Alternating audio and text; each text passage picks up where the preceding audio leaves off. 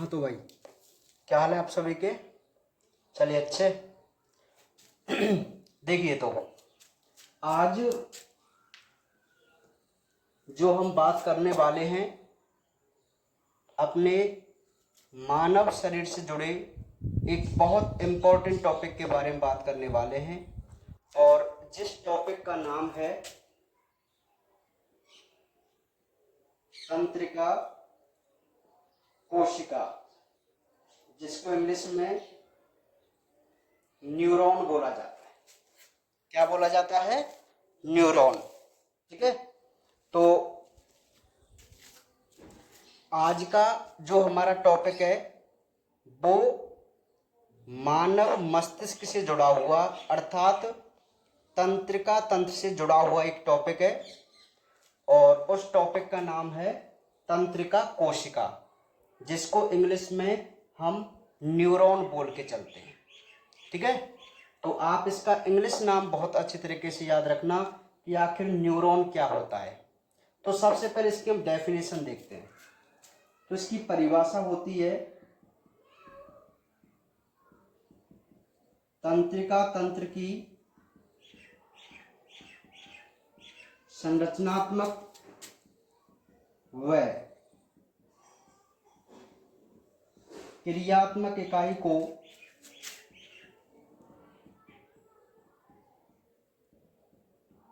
Neuron कहते हैं। ठीक है, तो क्या डेफिनेशन होती है भाई तंत्रिका कोशिका की? कि तंत्रिका तंत्र की जो संरचनात्मक और क्रियात्मक इकाई होती है उसे हम न्यूरॉन कहते हैं। आप सबसे पहले तो इसी बात को याद रखना कि आखिर नर्वस सिस्टम की यूनिट क्या है, तंत्रिका तंत्र की इकाई क्या है। तो क्या होती है उसकी इकाई? न्यूरॉन होती है। क्या होती है भाई? न्यूरॉन। तो बात समझ में आ गई आपको?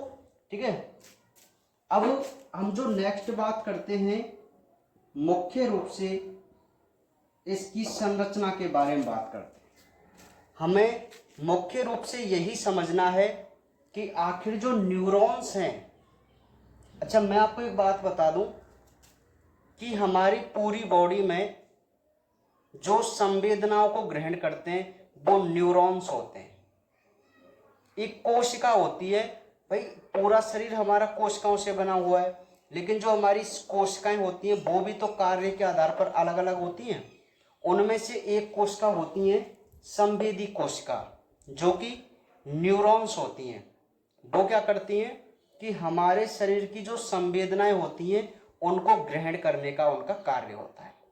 ठीक है, तो हम उसी कोशिका की संरचना को देख रहे हैं कि आखिर एक न्यूरॉन्स दिखने में कैसा लगता है और उसकी स्ट्रक्चर कैसे होती है। ठीक है, उसी के बारे में हम बात करने जा रहे हैं। तो मैं आपको बता दूं कि इसके 3 भाग होते हैं।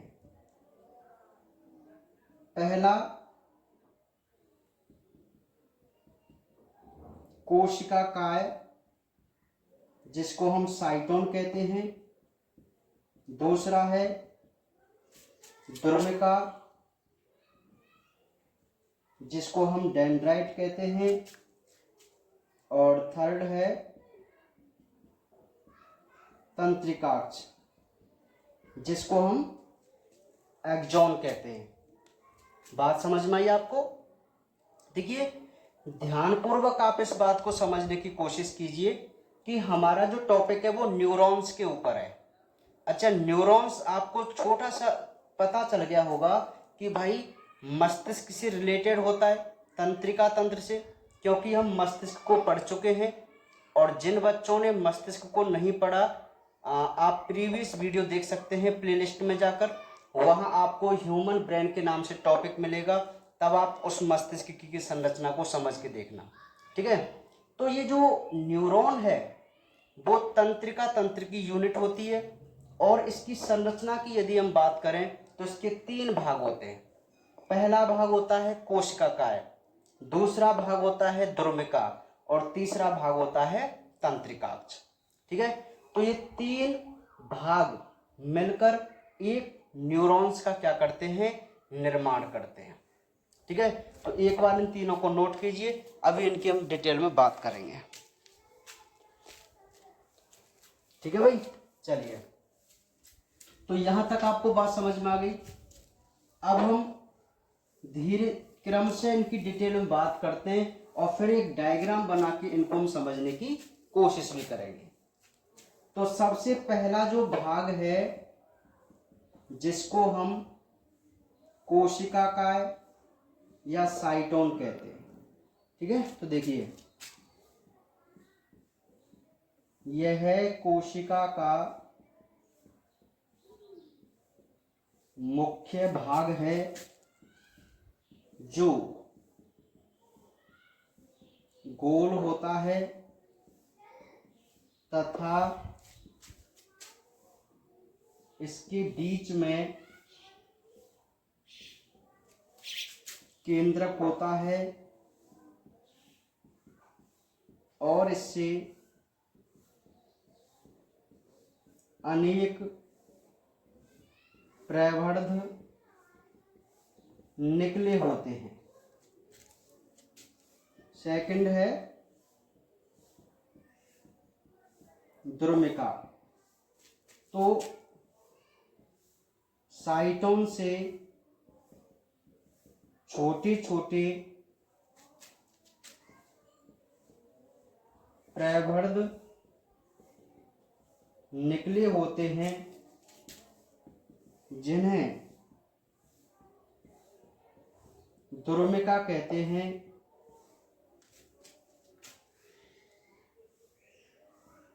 इनका कार्य संवेदी सूचना को ग्रहण करने का होता है। और जो थर्ड है उसको कहते हैं भाई तंत्रिकाक्ष, ठीक है, और इंग्लिश नाम होता है इसका एक्सॉन, लिख देते हैं एक्सॉन, है ना। तो देखिए कोशिका काय से लंबा प्रवर्ध निकलता है जिसे एक्सॉन कहते हैं।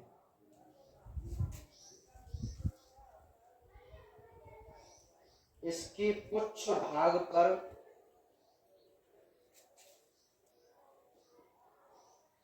छोटी छोटी संरचनाएं होती हैं जिन्हें पेशी तंतु कहते हैं। नेक्स्ट पॉइंट, इसके ऊपर श्वेत आवरण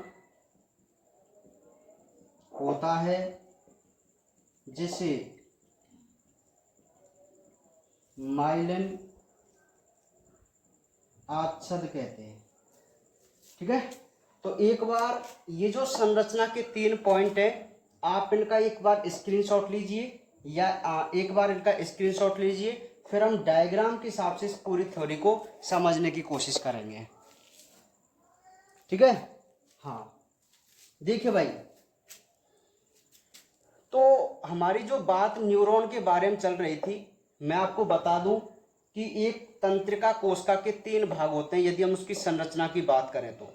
ठीक है, पहला जो भाग है वो है कोशिका का, जिसको हम साइटोन कहते हैं।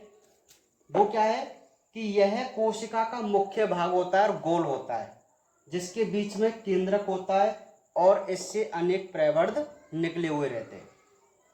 द्रुमिका जो होती है वो क्या है कि ये जो साइटोन है उससे जो प्रवर्ध हैं उनमें जो छोटे छोटे प्रवर्ध निकले होते हैं उन्हें हम द्रुमिका कहते हैं, जिनका कार्य मुख्य रूप से संवेदी सूचना को ग्रहण करने का होता है। तीसरा है एक्सॉन, तंत्रिकाक्ष। तो कोशिका काय से जो एक लंबा, देखो कोशिका काय से जो छोटे छोटे प्रवर्ध निकलते हैं उनको तो डेंड्रॉइड्स बोलते हैं, और जो लंबा प्रवर्ध निकला रहता है उसे हम एक्सॉन कहते हैं। और इस एक्सॉन के अंतिम भाग पर छोटी छोटी संरचनाएं होती हैं जिन्हें पेशी तंतु कहते हैं। और इसके ऊपर एक श्वेत आवरण होता है जिसे माइलिन आच्छाद कहते हैं। अब मैं आपके सामने एक न्यूरॉन का डायग्राम बनाऊंगा और आपको मुख्य रूप से वही डायग्राम समझना है और उस डायग्राम के हिसाब से हम इसकी थ्योरी भी आसानी से याद कर लेंगे। ठीक है, डायग्राम पर आप विशेष ध्यान देना भाई।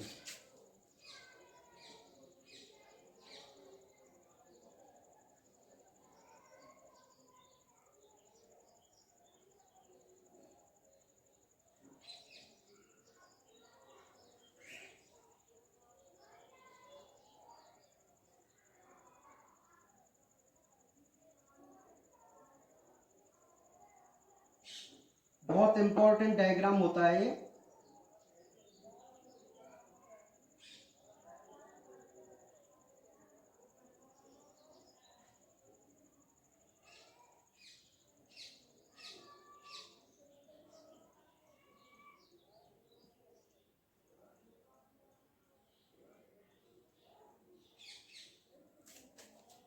ठीक है,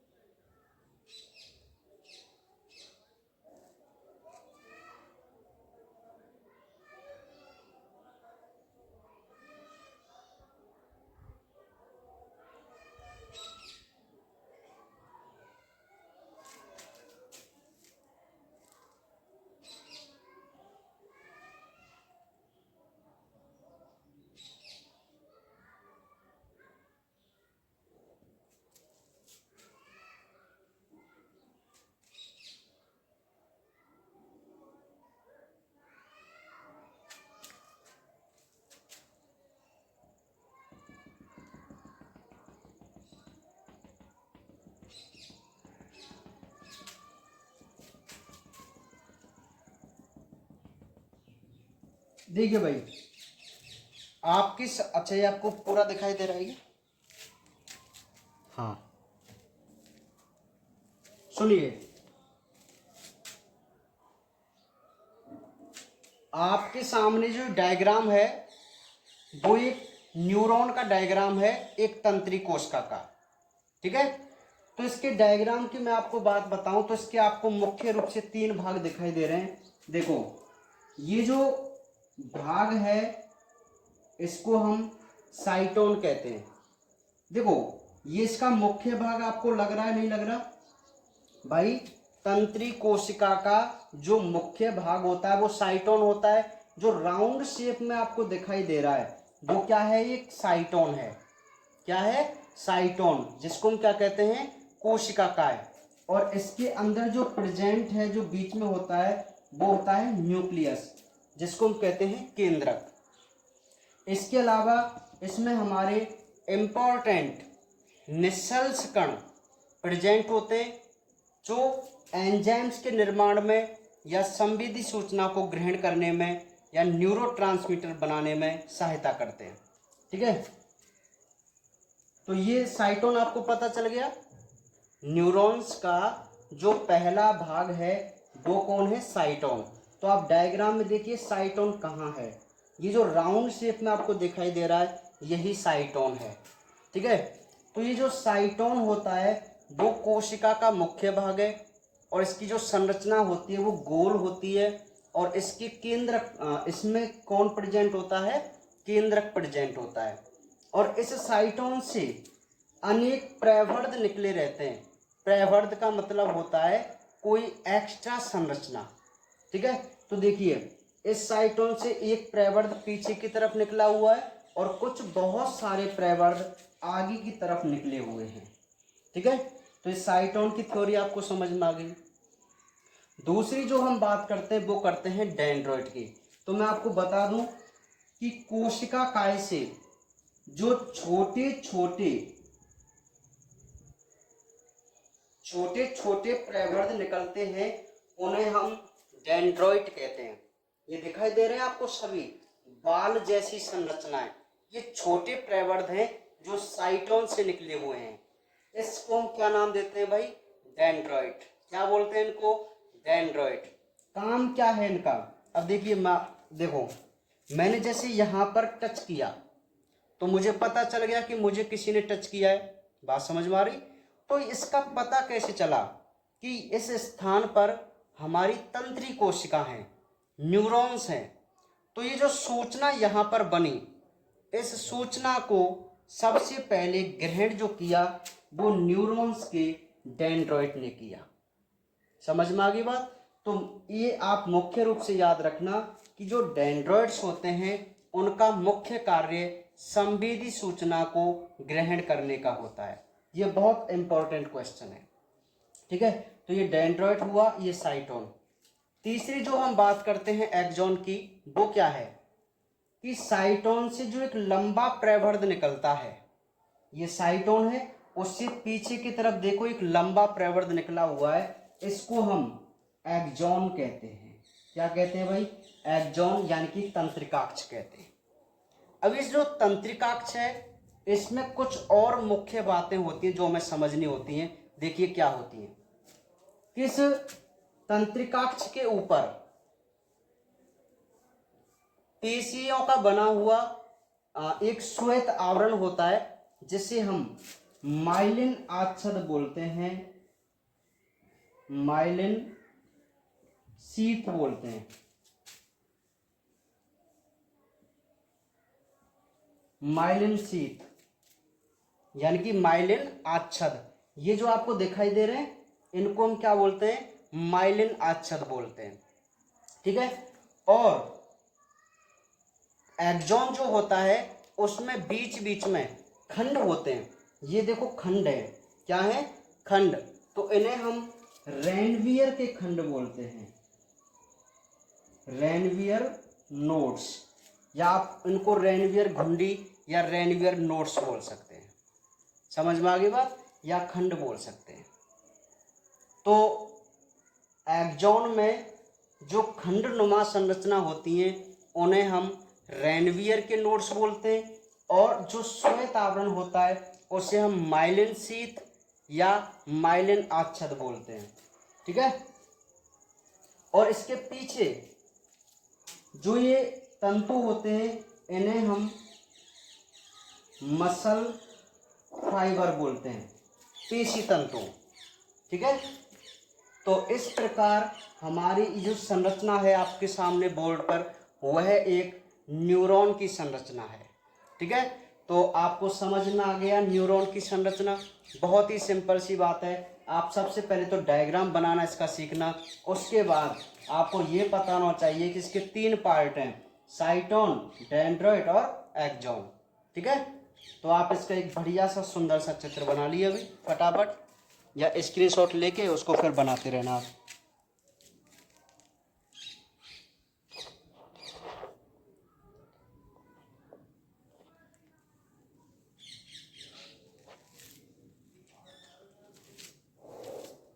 ठीक है भाई? हाँ, तो बात समझ में आई कि नहीं आई? तो ये था हमारा न्यूरॉन। क्या था? न्यूरॉन। हमें यही समझना था कि आखिर नर्वस सिस्टम की जो यूनिट है वो क्या है। तो नर्वस सिस्टम की यूनिट होती है न्यूरॉन, तंत्रिक कोशिका। अब तंत्रिक कोशिका की संरचना की हमने बात की, तो हमने देखा कि इसके 3 पार्ट थे। तो वो 3 पार्ट हमें नाम याद होने चाहिए और उनके बारे में थोड़ा थोड़ा सा पता भी होना चाहिए, ठीक है। और ये उसका था डायग्राम, है ना। तो ये आपने डायग्राम बनाना सीख लिया, इसके नामांकन आपने कर लिया होगा, ठीक है। चलिए अब नेक्स्ट हम एक बात और करें न्यूरॉन की टाइप की, तंत्रिक कोशिका के प्रकार की, ठीक है। Type of neuron.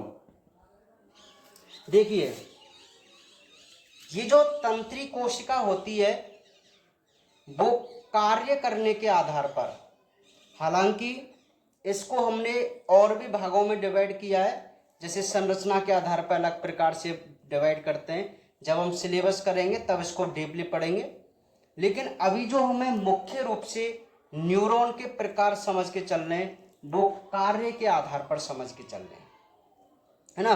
तो मैं आपको बता दूं कि जो न्यूरॉन है वो कार्य करने के आधार पर 3 प्रकार की होती हैं। सबसे पहली है संवेदी न्यूरॉन, दूसरी है प्रेरक न्यूरॉन और तीसरी है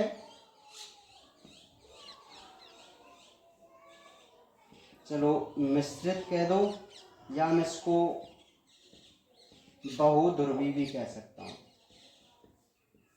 ठीक है, देखिए तो यदि हम न्यूरॉन के टाइप की बात करें कि आखिर तंत्रिका कोशिका के प्रकार भी होते हैं क्या, तो कार्य करने के आधार पर न्यूरॉन को 3 भागों में डिवाइड किया गया।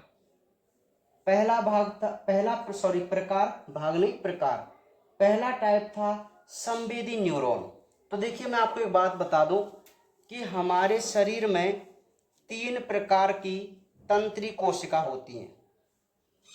एक तो वह तंत्रिका कोशिका होती है जो सूचना को शरीर से मस्तिष्क तक ले जाती है। अच्छा, आपको एक बात तो पता है कि हमारा जो मस्तिष्क होता है वही कोई ना कोई कार्य करता है ना, पता लगाना, व्याख्या करना उसकी। लेकिन वह पता कब लगाएगा, जब उसके पास कोई सूचना पहुंचेगी शरीर से, तभी तो उसको पता चलेगा कि आखिर मुझे क्या करना है। ठीक है, तो वहां तक सूचना पहुंचाने के लिए जो तंत्रिका कोशिका जिम्मेदार होती हैं वो संवेदी कोशिका होती हैं। समझ के चलना, ये जो संवेदी कोशिकाएं होती हैं ये सूचना को चलो मैं यहां लिख ही देता हूं, है ना, ताकि आप नोट भी कर लेंगे। सबसे पहले देखो संवेदी, तो ये क्या है, ये सूचना को ग्रहण कर मस्तिष्क तक ले जाती है। दूसरी है प्रेरक, ये आदेश को मस्तिष्क से अंग तक लाती है। और तीसरी है मिश्रित, ये संवेदी व प्रेरक दोनों प्रकार की होती है। देखिए तो वैसे आपको थ्योरी लिखते ही कुछ समझ में आ गया होगा कि हमारी बॉडी में जो न्यूरॉन्स है वो 3 टाइप्स होती हैं। पहली है संवेदी न्यूरॉन्स, जिसको हम सेंसरी न्यूरॉन्स बोलते हैं, सेंसरी। तो ये क्या है कि ये जो कोशिकाएं होती हैं ये सूचना को ग्रहण करती हैं शरीर से और उसको पहुंचाती हैं मस्तिष्क तक। ठीक है, तो मस्तिष्क तक सूचना को पहुंचाने का कार्य कौन सी न्यूरॉन्स करती हैं, सेंसरी न्यूरॉन्स करती हैं। अब मस्तिष्क क्या करेगा, उस सूचना की व्याख्या करेगा और कोई ना कोई आदेश बनाएगा कि जाओ तुम्हें ये काम करवाना है। तो काम कौन करेगा, कोई ना कोई अंग करेगा। तो उस आदेश को कौन लेके आएगा, न्यूरॉन्स ही लाएंगे। लेकिन किस प्रकार के न्यूरॉन्स, प्रेरक न्यूरॉन्स, संवेदी नहीं लेके आएंगे। समझ में आ रहा है अंतर? संवेदी का काम केवल सूचना को पहुंचाने का होता है, लेकिन प्रेरक न्यूरॉन्स का काम आदेश को मस्तिष्क से अंग तक लाने का होता है। ठीक है, और जो ये मिश्रित है वो दोनों ही प्रकार से कार्य करती है। तो ये 3 टाइप न्यूरॉन्स हमारी बॉडी के अंदर पाए जाते हैं। ठीक है, तो आपको समझ में आ गए, आप इनको नोट कर लेना। और आज हम केवल इतना ही पढ़ेंगे क्योंकि हम अभी बेसिक नॉलेज ले रहे हैं। तो बेसिक नॉलेज में आज हमने अपने नर्वस सिस्टम से जुड़ा हुआ एक बहुत ही महत्वपूर्ण टॉपिक देखा जिसका नाम था न्यूरॉन। तो बाकी बातें करते हैं कल।